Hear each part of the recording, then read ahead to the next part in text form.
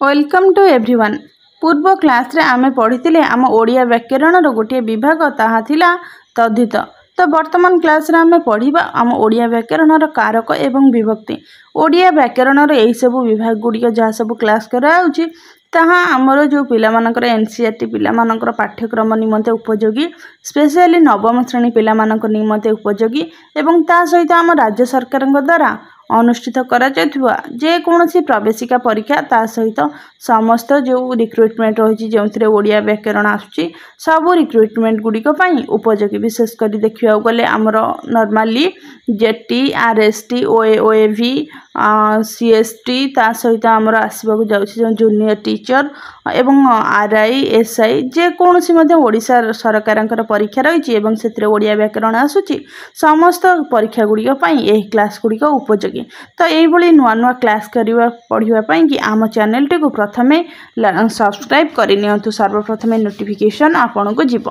तो वर्तमान आरंभ करवा क्लास टी। तो वर्तमान आम प्रथमे पढ़ा कारक। कारक क्या कह जाए देखु तो रही कारक और विभक्ति।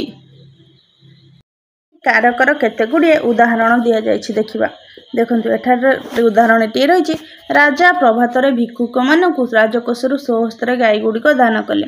यही वाक्य क्रियापद हूँ दान कले अर्थात क्रियापद क्या कहुए परवर्ती आम पढ़ा जाना यही क्रियापद सहित अन्य पद गुड़िक संबोधित ए संबंध विचार कर क्रियापद। क्रियापद कहले कौन ना जोटा कार्य होता है कि सही कार्य को क्रिया कह जाए। क्रू धातु आसी क्रिया कह जाए। तो यही उदाहरण देखा कारक गुड़िक कौन कौन सब आमर रही देखु राजा प्रभातर भिक्षुक मानू राजकोषर स्वहस्तर गाई गुड़िक दान कले। प्रथम प्रश्न आसो किए दान कले उत्तर आसो राजा।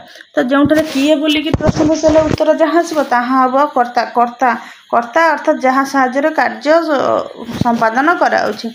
कौन दान कले गाई गुड़िक हूँ कर्म। जो वस्तुटी थी जो कौन बोलिकी प्रश्न पचारे जहाँ उत्तर आसो ताहा हम कौन कर्म हम। क्या द्वारा दान कले स्वहस्तर दान कले करण कारक माने क्या द्वारा कार्य साधित हुए जदि प्रश्न आसो आम जाना उत्तर जहाँ हम सेठार कौन हम करण। करण अर्थात ता माध्यम कार्य संसाधन होता है।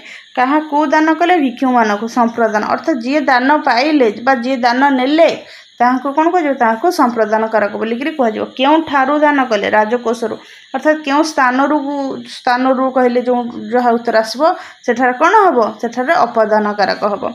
केते बेले दान कले प्रभात अर्थात जो समय कालर जो चिन्हट करा क्यों समय रे तो यह हूँ प्रभात एठार कौन हम ना एठार हम आमर अधिकरण कारक। तो यही उदाहरण टी को आपण मैंने भल भाव में मन रखिने बार बार लेखिक अभ्यास करने कारक कौन द्वंद्व रही कारक विषय में आम सविशेष आग को पढ़ा। तो यही उदाहरण टी मन रखिनि राजा प्रभातर भिक्षुक मानू राजकोषर स्वहस्तर गाई गुड़िक दान कले। किए दान कले ना राजा दान कले राजा हे कर्ता। कौन दान कले गाई गुड़िक हम कर्म। क्या द्वारा दान कले स्वहस्तर हे कौन करण। क्या को दान कले भिक्षुक मानक हम संप्रदान। क्यों ठारू दान कले राजकोषर अपादान। केते बेले दान कले समय अनुसार अधिकरण। तेणुक आम जानिले जे क्रियापद दान कले सहित वाक्यर अन्न पद गुड़िक भिन्न भिन्न संबोध रही। यही संबोध को कारक कहती अर्थात क्रियापद सहित जो मानकर संबोध व किसी संपर्क थाए ताकू कौन कह जाए ताकू कारक बोली कह जाए। वाक्य मध्य क्रियापद सहित अन्य पद मानकर जो संबोध रही है ताकू कारक कह जाए।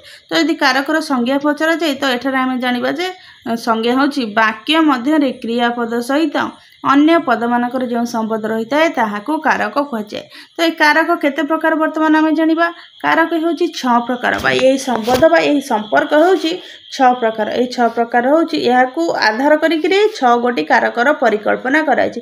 परिकल्पना माने कल्पना कराई। यही केते प्रकार संपर्क को नहीं ना 6 प्रकार संबोध व संपर्क सेगुड़ी को होउछि कौन सेगुड़ी कौन ना कर्ता कर्म करण संप्रदान अपादान और अधिकरण कारक। यही 6टी को आप बारंबार पढ़िक लेखिक अभ्यास कर मन रखिदेवे। कर्ता कर्म करण संप्रदान अपादान अधिकरण। तापर वर्तमान तार किछि गुड़े उदाहरण आम देखा। कर्ता कारक उदाहरण देखा। एठार देखु जो वाक्य गुड़े लिखाई से बड़ कला अक्षर रे हाइलाइट करके किछि वाक्य लिखाई किछि शब्द जो शब्द लिखाई वाक्य मध्य ताहाको आम नजर करवा। विवेकानंद अमेरिकार ओजस्विनी भाषण देइथिले। ଖରାଦିନେ ପଣସ ପାଚେ ରାଜା ପୁରୋହିତଙ୍କ ଦ୍ୱାରା ଯଜ୍ଞ କରାଉଛନ୍ତି। ତ ଏଠାରେ ଦେଖନ୍ତୁ ବିବେକାନନ୍ଦ କିଏ ନା ବିବେକାନନ୍ଦ, କ'ଣ ଏ ହେବ ପଣସ, କିଏ ନା ରାଜା। ତ ଏଠାରେ ଆପଣଙ୍କୁ କିଛି କନଫ୍ୟୁଜ୍ ଆସିବ, ଏଇ କନଫ୍ୟୁଜ୍ଟାକୁ ବର୍ତ୍ତମାନ ଆମେ ଦୂରୀକରଣ କରିବା। ପ୍ରଥମ ଭାଗରେ ଭାଷଣ ଦେବା କ୍ରିୟାଟି ବିବେକାନନ୍ଦଙ୍କ ଦ୍ୱାରା ସମ୍ପାଦିତ ହୋଇଛି। ଅର୍ଥାତ୍ ଯେଉଁ ବିବେକାନନ୍ଦ ଭାଷଣ ଯେଉଁ ଦେଇଛନ୍ତି ତ କାହା ଦ୍ୱାରା କାର୍ଯ୍ୟ ସମ୍ପାଦିତ ହୋଇଛି ନା ବିବେକାନନ୍ଦଙ୍କ ଦ୍ୱାରା। ତେଣୁକରି ଏଠାରେ କର୍ତ୍ତା କିଏ ହେବେ ନା କର୍ତ୍ତା ବିବେକାନନ୍ଦ। ଅର୍ଥାତ୍ ଯିଏ କ୍ରିୟା ସମ୍ପାଦନ କରେ ତାହାକୁ କ'ଣ କୁହାଯାଏ, ତାହାକୁ କର୍ତ୍ତା କୁହାଯାଏ। ସେପରି ଦ୍ୱିତୀୟ ଭାଗରେ ପାଚିବା କ୍ରିୟା ପଣସ ସମ୍ବନ୍ଧରେ କରାଯାଇଛି। ଆମେ କ'ଣ ପଚାରିଲେ ପଣସ ଅଛି, କିନ୍ତୁ ଏଠାରେ ଯେହେତୁ ପଣସଟା କ'ଣ କରାଯାଇଛି ମାନେ ପଣସ ହେଉଛି ମୁଖ୍ୟ। ପାଚିବା କ୍ରିୟା ପଣସ ସମ୍ବନ୍ଧରେ କୁହାଯାଇଛି ଏବଂ ଯଜ୍ଞ କରାଇବା କ୍ରିୟାଟି ରାଜା ନିଜେ ନ କରି ପୁରୋହିତଙ୍କ ଦ୍ୱାରା କରୁଛନ୍ତି। ଅର୍ଥାତ୍ ଏଠାରେ ରାଜା ନିଜେ କରୁନାହାନ୍ତି କିନ୍ତୁ ପୁରୋହିତଙ୍କ ଦ୍ୱାରା କରାହେଉଛି, କିନ୍ତୁ ଯଜ୍ଞ କାହାର ହେଉଛି ନା ରାଜାଙ୍କର। ଏହି ବାକ୍ୟ ତିନୋଟିରେ ବିବେକାନନ୍ଦ, ପଣସ ଓ ରାଜା କର୍ତ୍ତା କାରକ ଅଟନ୍ତି। ଅର୍ଥାତ୍ ଆପଣ ସାଧାରଣ ଭାବେ ଜାଣିନେବେ ଯେ ଗୋଟିଏ ବାକ୍ୟରେ ମୁଖ୍ୟ କିଏ। ତେଣୁକରି ଯିଏ ମୁଖ୍ୟ ହୋଇଥିବେ, ଯିଏ କ୍ରିୟାଟି କରୁଥିବେ, ଯାହାଦ୍ୱାରା କ୍ରିୟାଟି ହେଉଥିବ ମାନେ ଯିଏ କ୍ରିୟା ସମ୍ପାଦନର ମୁଖ୍ୟ ହୋଇଥିବେ ତାହାକୁ କ'ଣ କୁହାଯିବ ନା ତାହାକୁ କର୍ତ୍ତା ବୋଲିକିରି କୁହାଯିବ। ତେଣୁ ଏହି କର୍ତ୍ତା କାରକର ସଂଜ୍ଞା ହେଉଛି ତେଣୁ କ୍ରିୟା ଯେ ସମ୍ପାଦନ କରାଏ ଅଥବା ଯାହା ସମ୍ବନ୍ଧରେ କୌଣସି କ୍ରିୟା କୁହାଯାଏ ତାହା କର୍ତ୍ତା କାରକ। ଅର୍ଥାତ୍ କ୍ରିୟା ଯେ ସମ୍ପାଦନ କରେ, ଅର୍ଥାତ୍ ବିବେକାନନ୍ଦ ଭାଷଣ ଦେଉଛନ୍ତି କରାଏ, ଅର୍ଥାତ୍ ରାଜା ଯଜ୍ଞ ପୁରୋହିତଙ୍କ ଦ୍ୱାରା ଯଜ୍ଞ କରାଉଛନ୍ତି। ଅର୍ଥାତ୍ ସମ୍ବନ୍ଧରେ ଯାହା ସମ୍ବନ୍ଧରେ କହିଲେ କିଏ ପାଚୁଛି ନା ପଣସ ପାଚୁଛି। ତେଣୁକରି ଯିଏ ମୁଖ୍ୟ ତାହାକୁ ଯାହା ମାଧ୍ୟମରେ କ୍ରିୟା ସମ୍ପାଦିତ ହୁଏ, ଯିଏ କ୍ରିୟା ସମ୍ପାଦନ କରେ ବା ଯାହା ସମ୍ବନ୍ଧରେ କ୍ରିୟା ସମ୍ପାଦିତ ହୋଇଥାଏ ତାହାକୁ କ'ଣ କୁହାଯାଏ ନା ତାହାକୁ କର୍ତ୍ତା କାରକ କୁହାଯାଏ। ସାଧାରଣ କ୍ରିୟାପଦ ପୂର୍ବରୁ କିଏ ବା ଆମେ ବର୍ତ୍ତମାନ ଜାଣିବା ଯେ ଆମେ କାରକକୁ ଚିହ୍ନିବା କେମିତି ନା କ୍ରିୟାପଦ ପୂର୍ବରୁ କିଏ ବା କ'ଣ ଲଗାଇ ପ୍ରଶ୍ନ କଲେ ଉତ୍ତରରେ କ'ଣ ଆସିବ, ଉତ୍ତରରେ କର୍ତ୍ତା କାରକ ମିଳିଥାଏ। ଯେମିତି କିଏ ଭାଷଣ ଦେଉଛନ୍ତି, ଯେମିତି ବିବେକାନନ୍ଦ। ଦେଖିବା କିଏ ଓଜସ୍ୱିନୀ ଭାଷଣ ଦେଉଥିଲେ ନା ବିବେକାନନ୍ଦ ହେବେ କର୍ତ୍ତା କାରକ। କିଏ କ'ଣ ପାଚିଥାଏ ନା ପଣସ ପାଚିଥାଏ। କିଏ ଯଜ୍ଞ କରାଉଛନ୍ତି ନା ରାଜା ଯଜ୍ଞ କରାଉଛନ୍ତି। ତ ଏହାର ସଂଜ୍ଞା ହେବ ଯେଉଁ କର୍ତ୍ତା ନିଜେ କ୍ରିୟା ସମ୍ପାଦନ ନ କରି ଅନ୍ୟ ଦ୍ୱାରା କରାଏ। ଯେଉଁ କର୍ତ୍ତା ନିଜେ କ୍ରିୟା ସମ୍ପାଦନ ନ କରି ଅନ୍ୟ ଦ୍ୱାରା କରାଏ ତାହାକୁ ପ୍ରଯୋଜକ କର୍ତ୍ତା ଏବଂ ଯାହା ଦ୍ୱାରା କରାଏ ତାହାକୁ ପ୍ରଯୋଜ୍ୟ କର୍ତ୍ତା। ଅର୍ଥାତ୍ ପ୍ରଯୋଜକ କର୍ତ୍ତା ଅର୍ଥାତ୍ ଯିଏ କାର୍ଯ୍ୟ ସମ୍ପାଦନ କଲାନି କିନ୍ତୁ କାର୍ଯ୍ୟଟି କରାଇଲା। ଅର୍ଥାତ୍ ରାଜା ନିଜେ କାର୍ଯ୍ୟ କରୁନାହାନ୍ତି, ପୁରୋହିତଙ୍କ ଦ୍ୱାରା କରୁଛନ୍ତି, କିନ୍ତୁ କାର୍ଯ୍ୟଟି କିଏ କରାଇଲା ନା ରାଜା କରାଇଲେ। କାହା ଦ୍ୱାରା କରାଇଲେ ନା ପୁରୋହିତଙ୍କ ଦ୍ୱାରା କରାଇଲେ। ତେଣୁକରି ଯିଏ କ୍ରିୟା ସମ୍ପାଦନ କରାଏ ତାହାକୁ ପ୍ରଯୋଜକ, ଆଉ ଯାହାଙ୍କ ଦ୍ୱାରା କ୍ରିୟା ସମ୍ପାଦିତ ହୋଇଥାଏ ତାହାକୁ ପ୍ରଯୋଜ୍ୟ କର୍ତ୍ତା ବୋଲି କୁହାଯାଏ। ତେଣୁକରି ଏଠାରେ ରାଜା ପ୍ରଯୋଜକ କର୍ତ୍ତା ଆଉ ପୁରୋହିତମାନଙ୍କ ଦ୍ୱାରା ପ୍ରଯୋଜ୍ୟ କର୍ତ୍ତା। ତାପରେ ଦେଖିବା କେତେ ଗୁଡ଼ିଏ ଉଦାହରଣ। ଶାନ୍ତି ଶୃଙ୍ଖଳା ରକ୍ଷା କର, ମନ ଦେଇ ପାଠ ପଢ଼, ନିଷ୍ଠା ରଖି କାର୍ଯ୍ୟ କର, ବାଟ ଦେଖି ଚାଲ। ଏସବୁ ଯେଉଁ ଶବ୍ଦ ରହିଛି, ଏସବୁ ଯେଉଁ ବାକ୍ୟ ରହିଛି ଏଥିରେ ମାନେ ପର୍ଟିକୁଲାର ଗୋଟେ କୌଣସି ଲୋକର ନାଁ, କୌଣସି ବସ୍ତୁ ପଦାର୍ଥର ନାଁ ଲେଖାଯାଇନି, କିନ୍ତୁ ଏଠାରେ ଯେଉଁ ବାକ୍ୟ କୁହାଯାଇଛି ବାକ୍ୟରେ ଉହ୍ୟ ଭାବରେ କର୍ତ୍ତା ରହିଛି। ଅର୍ଥାତ୍ କାହାକୁ କୁହାଯାଉଛି ମାନେ ଅର୍ଥାତ୍ ତୁମମାନଙ୍କୁ କୁହାଯାଉଛି ଶାନ୍ତି ଶୃଙ୍ଖଳା ରକ୍ଷା କର, ତୁମମାନଙ୍କୁ କୁହାଯାଉଛି ମନ ଦେଇ ପାଠ ପଢ଼, ତୁମମାନଙ୍କୁ କୁହାଯାଉଛି ନିଷ୍ଠା ରଖି କାର୍ଯ୍ୟ କର, କିନ୍ତୁ ତୁମମାନଙ୍କୁ କୁହାଯାଉଛି ବାଟ ଦେଖି ଚାଲ। ଏଇଥିରେ କ'ଣ ହେଇଛି ନା ଏ ଚାରୋଟି ବାକ୍ୟରେ କର୍ତ୍ତା ଉହ୍ୟ ଅଛି। ଉହ୍ୟ କହିଲେ ଲୁଚିକିରି ଅଛି। ଏଠାରେ କର୍ତ୍ତାଟି ହେଉଛି ତୁମେ। କର୍ତ୍ତା କିଏ ନା କର୍ତ୍ତା ହେଉଛି ତୁମେ। ଓଡ଼ିଆ ଭାଷାରେ ସାଧାରଣତଃ ଆଦେଶାତ୍ମକ ବାକ୍ୟରେ କର୍ତ୍ତାର ଅନୁପସ୍ଥିତି ଦେଖିବା ମିଳେ। ଅର୍ଥାତ୍ ଓଡ଼ିଆ ଭାଷାରେ ଏଇ ଯେଉଁ ତୁମେ ପାଠ ପଢ଼, ମନ ଦେଇକି କାର୍ଯ୍ୟ କର, ଏଇ ଯେଉଁ ରହିଛି ଇଏ ହେଉଛି କ'ଣ ଆଦେଶାତ୍ମକ ବାକ୍ୟ। ତେଣୁକରି ଓଡ଼ିଆ ଭାଷାରେ ଆଦେଶାତ୍ମକ ବାକ୍ୟରେ କ'ଣ ହୁଏ ନା କର୍ତ୍ତା ସବୁବେଳେ ଅନୁପସ୍ଥିତ ଦେଖିବା ମିଳେ ବା ଉହ୍ୟ ରହିଥାଏ। କର୍ତ୍ତା ଭାବରେ ବିଶେଷ୍ୟ, ବିଶେଷଣ, ସର୍ବନାମ, ଖଣ୍ଡବାକ୍ୟ ଓ ବାକ୍ୟାଂଶ ମଧ୍ୟ ବ୍ୟବହୃତ ହୋଇପାରେ। ତଥା ଏହି ପଦଗୁଡ଼ିକ ମଧ୍ୟ ବ୍ୟବହୃତ ହୁଅନ୍ତି ବିଶେଷ୍ୟ, ବିଶେଷଣ, ସର୍ବନାମ, ଖଣ୍ଡବାକ୍ୟ ଆଉ ବାକ୍ୟାଂଶ। ବିଶେଷ କିଭଳି ଭାବରେ ଦେଖିବା। କପିଳେନ୍ଦ୍ର ଦେବ ଏକ ବିଶାଳ ରାଜ୍ୟ ପ୍ରତିଷ୍ଠା କରିଥିଲେ। ଅର୍ଥାତ୍ କପିଳେନ୍ଦ୍ର ଦେବ ହେଉଛନ୍ତି କର୍ତ୍ତା, ତା ସହିତ ବିଶେଷ୍ୟ ଜଣଙ୍କର ଯେକୌଣସି ବସ୍ତୁ, ପଦାର୍ଥ, ଦେଶ, ଗ୍ରାମ, ନଦୀ, ସହର, ରାଜ୍ୟ ତାର ନାମକୁ ବୁଝାଇଲେ ତାହାକୁ କ'ଣ କୁହାଯାଏ ବିଶେଷ୍ୟ କୁହାଯାଏ। ମାନେ ତା ସହିତ ବିଶେଷଣ ଯିଏ ବିଶେଷକୁ ବିଶେଷିତ କରିଥାଏ ତାକୁ ବିଶେଷଣ କରିଥାଏ, ବା ବିଶେଷ ସମ୍ବନ୍ଧରେ ଯିଏ ଅଧିକ କିଛି ତର୍ଜମା କରିଥାଏ, ଅଧିକ କିଛି କଥା କହିଥାଏ ତାହାକୁ କ'ଣ କୁହାଯାଏ ନା ତାହାକୁ ବିଶେଷଣ ବୋଲି କୁହାଯାଏ। गुणवंत समस्त आदरर पात्र होता है अर्थात गोटे मनीषर गुणटा कौन तार विशेषण ता संबंध अधिक किसी कहूँ सर्वनाम सर्वनाम हूँ से अत्यंत स्वाभिमानी सर्वनाम कहले जो नाम थाए से नाम बदल में निजपाई जो तार जो नामटी रिप्लेसमेंट व्यवहार कराए कौन कहुए ना सर्वनाम कहुए अर्थात से अत्यंत स्वाभिमानी थिले तार खंडवाक्य काली खेल हम कि नहीं वर्षा उपरे निर्भर करे माने खंडवाक्य कहले ये कौन रोचे दुईटी वाक्य स्वाधीन वाक्य रही है किंतु गोटे वाक्य आउ गोटे वाक्य उपरे निर्भर करुच्ची काली खेल हम कि ना ये वाक्यटा अधा रहा ना नहीं ता परवर्ती कौन अच्छे आमको जना अच्छी कि ना जना ना किंतु जो लिखाईगला कि वर्षा उपर निर्भर करे से जानले जे कथार संपूर्ण अर्थ या तेणु खंडवाक्य रही गोटे वाक्य माने आउ गोटे वाक्य को वाक्यर अर्थ उपरे माने भरोसा करी रही ना अर्थ सामान हेब ना तार वाक्यांश वाक्यांश हूँ दांतुरीर हसवा कांदा सामान अटे ठीक से कर्ता कारक कौन हुए कर्ता कारक सब प्रथमा विभक्ति बोलिकी होई थाए तापर आम बर्तमान पढ़ा कर्मकारक कर्मकारक कहले जो वस्तु पदार्थ को आम व्यवहार कर कार्यटी करें कौन कहुए ना कर्मकारक बोली कहुए मार्कोनी रेडियो उद्भावन करते कौन उद्भावन करते ना रेडियो माने एक जो क्रिया साधनर माने क्रिया साधनर जो साधनटी रही जहाँ को नहीं क्रिया साधन कराऊँच आम कौन कहे कर्म कहुए मार्कोनी कौन उद्भावन करते ना रेडियो उद्भावन करते जो प्रश्न पचार कौन बोलिक उत्तर जहाँ आसो ताहा सर्वदा कौन हम ताहा सर्वदा कर्मकारक हम नील आर्मस्ट्रंग चंद्र को जाइए क्यों को ना चंद्र को इंग्राजी माने भारत को खंड खंड करते क्या को खंड खंड करते ना भारत को प्रदत्त तीनोटी वाक्य कर्म गुड़िक यथाक्रम रेडियो चंद्र को और भारत को तो यही जो तीनोटी रही ये तीनोटी कौन हे ना ये तीनोटी हे आमर कर्मकारक तापर आमर एकदम यहाँ आम जाना कौन उद्भावन करते ना रेडियो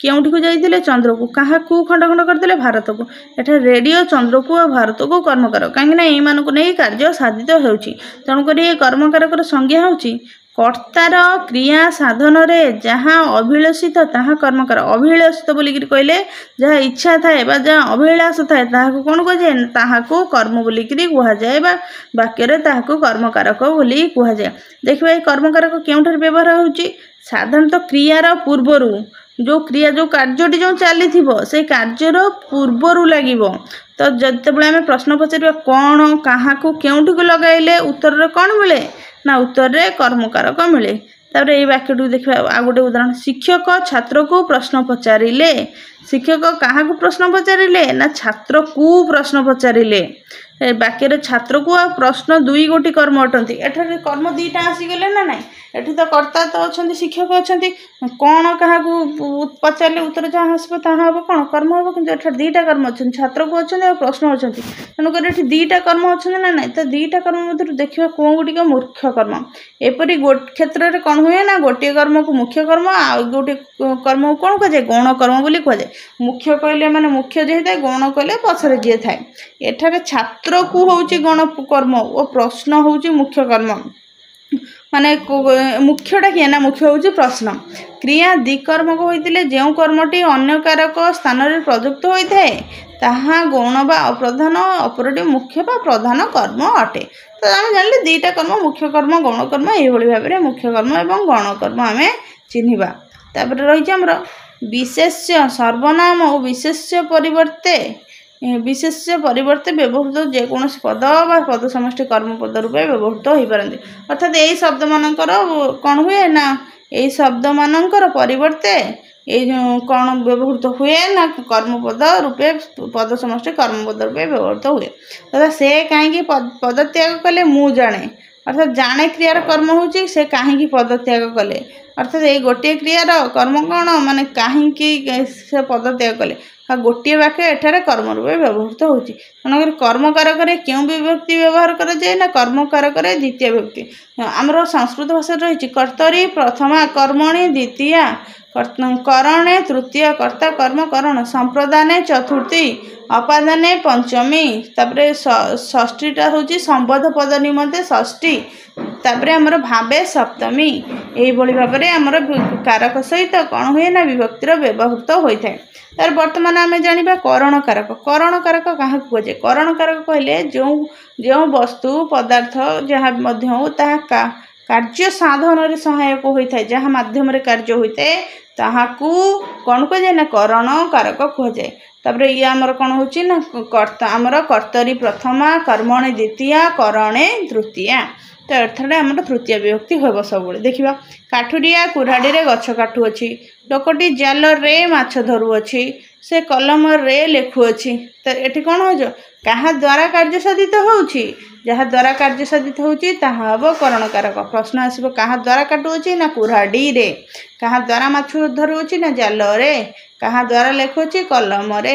ତ ଏଇ କୁରାଢ଼ୀ, ଜାଲ, କଲମ ଏମାନଙ୍କ ମାଧ୍ୟମରେ ଯେହେତୁ କାର୍ଯ୍ୟଟି ସମ୍ପନ୍ନ ହେଉଛି, ତ ଏଠି କ'ଣ ହେବ, ଏଇ ତିନୋଟି ହେବେ କ'ଣ ଆମର କରଣ କାରକ। ତେଣୁକରି ଦେଖିବା ଏଠାରେ କୁରାଢ଼ୀ, ଜାଲ ଓ କଲମ କ୍ରିୟା ସାଧନର ମାଧ୍ୟମ। ତାର ଏହାର ସଂଜ୍ଞା ରହିବ କରଣ କାରକର କ'ଣ ନା ଯାହା ସାହାଯ୍ୟରେ କ୍ରିୟା ସାଧିତ ହୁଏ ବା କ୍ରିୟା ସାଧନରେ ଯିଏ ପ୍ରକୃଷ୍ଟ କାର୍ଯ୍ୟ କରି ତାହା କରଣ କାରକ ହୁଏ। ସାଧାରଣତଃ କ୍ରିୟାପଦ ପୂର୍ବରେ କାହା ଦ୍ୱାରା ଲଗେଇକି ପ୍ରଶ୍ନ କଲେ ଉତ୍ତରରେ କରଣ କାରକ ମିଳିଥାଏ। ମୁଁ କହିଛି ଦ୍ୱାରା ଲଗେଇଲେ ମାନେ କାହା ମାଧ୍ୟମରେ କାର୍ଯ୍ୟ ସାଧିତ ହୁଏ ଯଦି ଜାଣିବାକୁ ଚାହିଁବା ସେଠାରେ କ'ଣ ହେବ, ସେଠାରେ ଆମର କରଣ କାରକ ଆମେ ଜାଣିପାରିବା। କରଣ କାରକରେ ତୃତୀୟ ବିଭକ୍ତି ବ୍ୟବହୃତ ହୁଏ। କରଣ କାରକରେ ତୃତୀୟ ବିଭକ୍ତି ଅର୍ଥାତ୍ ତୃତୀୟ ବିଭକ୍ତିର ଚିହ୍ନ କ'ଣ, ତୃତୀୟ ବିଭକ୍ତି ଚିହ୍ନ ହେଉଛି ଦ୍ୱାରା। ବର୍ତ୍ତମାନ ଆମେ ଜାଣିବା ସମ୍ପ୍ରଦାନ କାରକ। ସମ୍ପ୍ରଦାନ କାରକ କାହାକୁ କୁହାଯାଏ ଏବଂ ତାହାର ଉଦାହରଣ ଜାଣିବା। ସମ୍ପ୍ରଦାନ ଅର୍ଥାତ୍ ଗୋଟେ ସାଧାରଣ କଥା ମନେ ରଖିବେ ଯେ ଦାନ ଅର୍ଥରେ ଏଠି ଦାନ ଶବ୍ଦ ବ୍ୟବହାର ହୋଇଛି ନା ନାହିଁ। ହଁ, ରାଜା ଦରିଦ୍ରମାନଙ୍କୁ ଅନ୍ନଦାନ କଲେ, ରାଜା ଭିକାରୀକୁ ଭିକ୍ଷା ଦେଲେ, ରାଜା ପୁରୋହିତମାନଙ୍କୁ ସୁନା ମୋହର ଦେଲେ। ଅର୍ଥାତ୍ କାହାକୁ ଦେଲେ, କାହାକୁ ତ କିଛି ଗୋଟେ ଦାନ ଦେଇଦେଲେ, ଗୋଟେ ଲୋକଟାକୁ ଦେଇଦେଲେ ନା ନାହିଁ। ତ ସେଠାରେ କ'ଣ ହେବ ନା ସମ୍ପ୍ରଦାନ କାରକ। ସମ୍ପ୍ରଦାନ କାରକରେ କ'ଣ ହୁଏ ନା ଦାନାର୍ଥେ ସମ୍ପ୍ରଦାନ କାରକ ହୋଇଥାଏ। ତ ଏଇଠାରେ କ'ଣ ହେଉଛି ନା ଆମର ବାକ୍ୟରେ ଦରିଦ୍ରମାନଙ୍କୁ, ଭିକାରୀକୁ, ପୁରୋହିତମାନଙ୍କୁ କ'ଣ କ'ଣ ଦେଲେ, ଅନ୍ନ ଦେଲେ, ଭିକ୍ଷା ଦେଲେ, ସୁନା ମୋହର ସମ୍ୟକ ରୂପେ ଦାନ କରାଗଲା। ସମ୍ୟକ ରୂପେ ମାନେ କିଛି ଦାନ କଲେ, ଅର୍ଥାତ୍ ସବୁ ଦାନ କରିନାହାନ୍ତି, କିଛି ଦାନ କଲେ, ସମ୍ପୂର୍ଣ୍ଣ ଦାନ ତାଙ୍କୁ ଦେଇଦେଲେ। ଦତ୍ତ ବସ୍ତୁର ସେମାନେ ସମ୍ପୂର୍ଣ୍ଣ ଅଧିକାରୀ, ଅର୍ଥାତ୍ ଏଇ ଯେଉଁ ବସ୍ତୁ ଗୁଡ଼ିକ ରାଜା ସେମାନଙ୍କୁ ଦେଇଦେଲେ ସେଇ ବସ୍ତୁର ସେମାନେ ଅଧିକାରୀ ହେଇଗଲେ। ତେଣୁକରି ଦାନାର୍ଥେ କ'ଣ ହୁଏ ନା ଆମର କ'ଣ କରାଯାଏ, ସମ୍ପ୍ରଦାନ କାରକ ହୁଏ। ତ ସମ୍ପ୍ରଦାନ କାରକର ସଂଜ୍ଞା ଦେଖିବା। ଯାହାକୁ କୌଣସି ବସ୍ତୁ ସମ୍ୟକ ରୂପେ ଦାନ କରାଯାଏ ତାହାର ସମ୍ପ୍ରଦାନ କାରକ ହୁଏ। ଅର୍ଥାତ୍ ଯେଉଁ ବ୍ୟକ୍ତିକୁ ବସ୍ତୁଟି ଦାନ ଦିଆଯାଇଥିବ ସେଠାରେ କ'ଣ ହେବ ନା ସମ୍ପ୍ରଦାନ କାରକ ହେବ। ତାର ଦରିଦ୍ରମାନଙ୍କୁ, ଭିକାରୀକୁ, ପୁରୋହିତମାନଙ୍କୁ ସମ୍ପ୍ରଦାନ କାରକ ଅଟନ୍ତି। ଅର୍ଥାତ୍ ଏଇମାନଙ୍କୁ ଯେହେତୁ ଦାନ ଦିଆଗଲା ଏମାନଙ୍କୁ କ'ଣ କୁହାଯିବ ନା ସମ୍ପ୍ରଦାନ କାରକ। ସେହିପରି ଆମର ଆଉ କିଛି ରହିଛି, ଧୋବାକୁ ଲୁଗା ଦିଅ, ଦରଜିକୁ କନା ଦିଅ, କନ୍ଥାବାଲାକୁ ଲୁଗା ଦିଅ। କିନ୍ତୁ ଏଇ ଯେଉଁ ବସ୍ତୁ ଏମାନେ ନେବେ, ଏମାନେ ଆମକୁ ରିଟର୍ଣ୍ଣ କରିବେ କି ନା, ଏମାନେ କେବେ ଫେରେଇବେ ନାହିଁ। ଏମାନଙ୍କୁ ରିଟର୍ଣ୍ଣ କରିବେ, ରିଟର୍ଣ୍ଣ ଏମାନେ କରିବେ। ଯେପରି ଧୋବାକୁ ଲୁଗା ଦେଲେ କ'ଣ କରିବ, ଧୋବା କ'ଣ ସମ୍ପୂର୍ଣ୍ଣ ନେଇଗଲେ କି, ଯେପରି ଆମେ ଭିକାରୀକୁ ଭିକ୍ଷା ଦେଲେ ନା, ଭିକାରୀକୁ ଭିକ୍ଷା ଦେଇଦେଲେ ସେ ସମ୍ପୂର୍ଣ୍ଣ ନେଇଗଲା, କିନ୍ତୁ ଧୋବାକୁ ଯେତେବେଳେ ଭିକ୍ଷା ଦିଆଯିବ କ'ଣ ଲୁଗା ଦିଆଯିବ ସେ ସଫା କରିକିରି ପୁଣି ଫେରେଇବ। ତେଣୁକରି ଏଠାରେ ଅଲଗା ହେବ, କାହିଁକି ନା ଇଏ ଦତ୍ତ ବସ୍ତୁର ସେ ସମ୍ପୂର୍ଣ୍ଣ ଅଧିକାରୀ ନୁହେଁ, କିଛି ସମୟ ପାଇଁ ସେ ବସ୍ତୁଟି ତାକୁ ଦିଆଯାଇଛି କାର୍ଯ୍ୟ କରି। ଦରଜିକୁ କନା ଦିଅ, ଦରଜିକୁ କନା ଦେଲେ କପଡ଼ା ସେ ସିଲେଇ କରିଦେବ, କନ୍ଥାବାଲାକୁ ଲୁଗା ଦେଲେ ସିଲେଇ କରିଦେବ। ଏହି ତିନୋଟି ବାକ୍ୟରେ ଧୋବା, ଦରଜି, କନ୍ଥାବାଲାଙ୍କୁ ଦିଆଯାଉଥିବା ବସ୍ତୁର ସେମାନେ ପୂର୍ଣ୍ଣ ଅଧିକାରୀ ନୁହନ୍ତି। ତେଣୁ ଯେଉଁଠି ଗ୍ରହିତା, ତେଣୁ ଏହାର ସଂଜ୍ଞା ହେଉଛି କ'ଣ ସମ୍ପ୍ରଦାନ କାରକରେ। ତ ସମ୍ପ୍ରଦାନ କାରକ ଆମେ ଜାଣିଲେ, କିନ୍ତୁ ଏହି ପ୍ରକାର ବାକ୍ୟର ସଂଜ୍ଞା ଦେଖିବା। ଯେଉଁଠି ଗ୍ରହିତା ଦତ୍ତ ବସ୍ତୁର ପୂର୍ଣ୍ଣ ଅଧିକାରୀ ହୋଇନଥାନ୍ତି, ଗ୍ରହିତା ଅର୍ଥାତ୍ ଯିଏ ଗ୍ରହଣ କଲେ, ସେଠାରେ ଗ୍ରହିତାଠାରେ ସମ୍ପ୍ରଦାନ କାରକ ନ ହୋଇ ସେଠାରେ କର୍ମକାରକ ହୋଇଥାଏ। ତେଣୁ ଧୋବାକୁ, ଦରଜିକୁ, କନ୍ଥାବାଲାକୁ ସମ୍ପ୍ରଦାନ କାରକ ନ ହୋଇ କର୍ମକାରକ ହେବ। ତ এইଗୁଡ଼ିକ ଆପଣ ଭଲ ଭାବରେ ପଢ଼ିକି ବାରମ୍ବାର ଲେଖିକି ଅଭ୍ୟାସ କରିଦେଇଥିବେ। ଏଇ ତିନୋଟି ଉଦାହରଣ, ଏଠାରେ କର୍ମକାରକ ହେବ କିନ୍ତୁ ଏଠାରେ ସମ୍ପ୍ରଦାନ କାରକ ହେବ ନାହିଁ, କାରଣ ଦତ୍ତ ବସ୍ତୁର ସେମାନେ ଅଧିକାରୀ ନୁହନ୍ତି। ସମ୍ପ୍ରଦାନ କାରକରେ ଚତୁର୍ଥୀ ବିଭକ୍ତି ହୁଏ। ସମ୍ପ୍ରଦାନ କାରକରେ କେଉଁ ବିଭକ୍ତି ହୁଏ?